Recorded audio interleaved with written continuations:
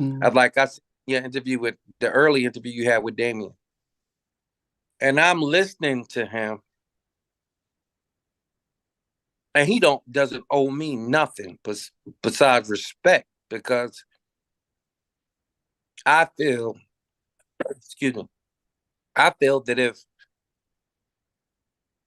God hadn't given me the vision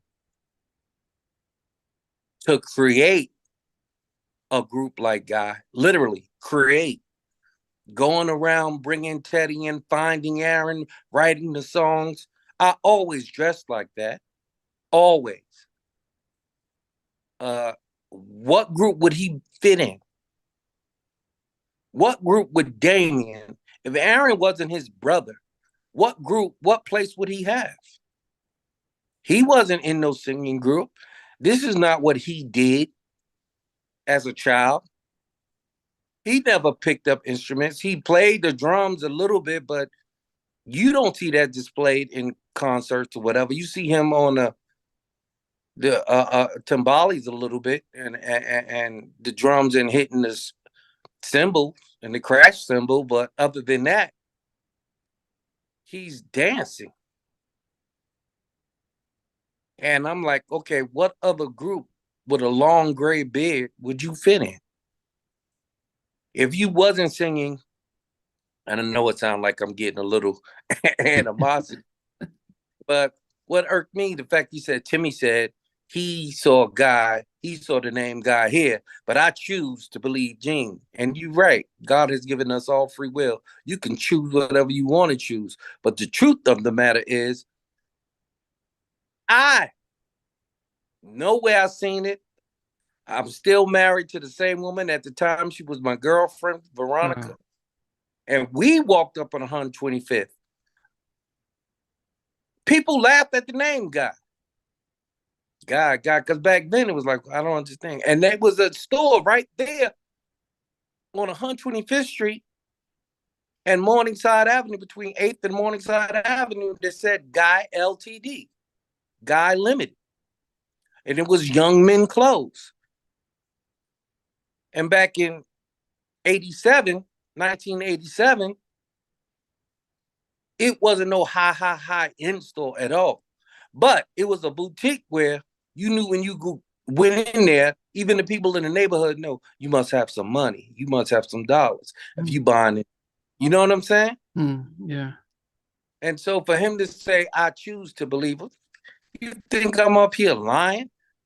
If you talk to your brother, Aaron was calling me every day at one moment before they went back on the road and whatever, because we got our masters back. But he Oh. was calling me every morning. You don't have to choose to believe nothing. Believe your brother. He knows. Gene didn't have a name for the group. Gene was just, when Gene got out, when he was incarcerated. When he got out and I saw him on 127th getting our cars washed. And he played me this white rock group. The rest in peace. Hopefully, Gene, I pray that you are. But I played him the cassette of the 3 songs that Teddy, Aaron, and I did. We only had 3 songs as a cassette at the time. And he was ecstatic. He was happy just to be a part. Matter of fact, he basically begged. And Gene was a straight up gangster. Fly, charming, smell good all the time. He wanted to get back on.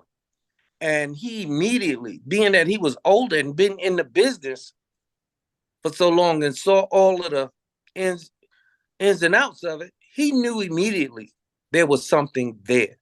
He didn't know what, and it was laid out on the plate because of my vision that God gave me. The name was there, the image was there, everything, and to him, we was basically emulating one of his great favorite groups as well, the Gap Band. Gene loved the Gap Band. So now that we're older, and not only at that time did we sound similar, we had that sound in a headlock, in a chokehold. We was that. We were far enough removed where people didn't really remember the Gap Band besides one or two songs, the young kids. And we was close enough to people in their 30s and 40s at the time to go, damn, the Gap Band got out a new record. So captured all of that, you know? So for Damion to say, oh, I choose to believe, okay. But he did he did said that in Jacked. Did you reach out to him to do the interview and Teddy on for Jacked? I reached out to Teddy. I reached out to Johnny. I didn't reach out to Damion at all. I reached out to Aaron, but even when we was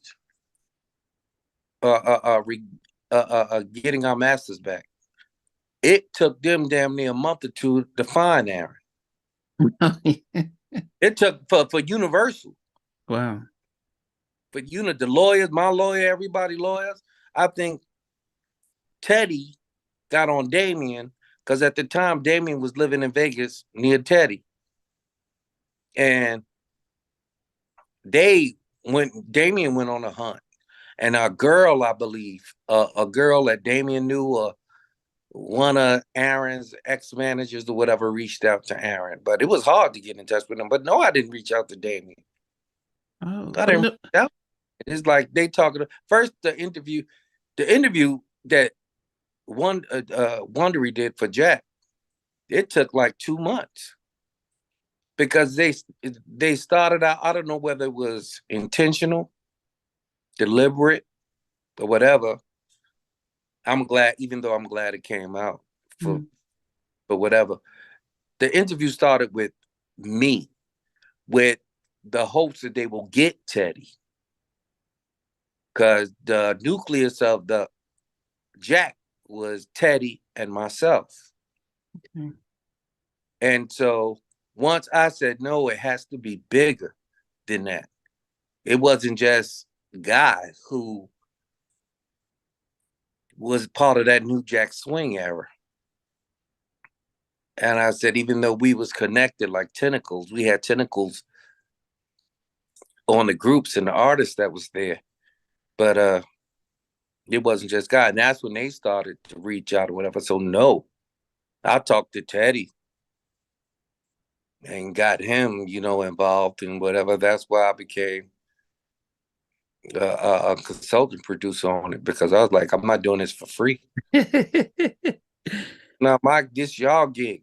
And if it go mainstream and y'all do songs and stuff that I didn't give approval to, that's a lawsuit.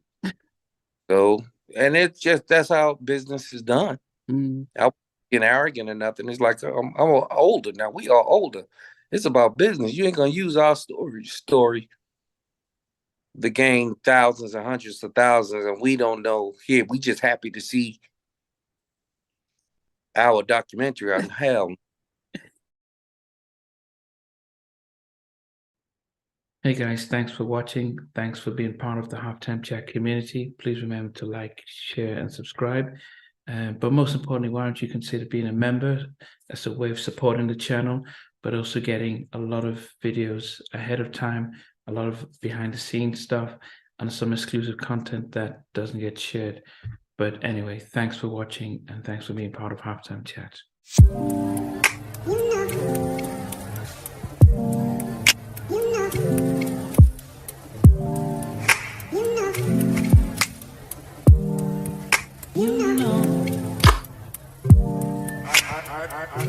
I begin to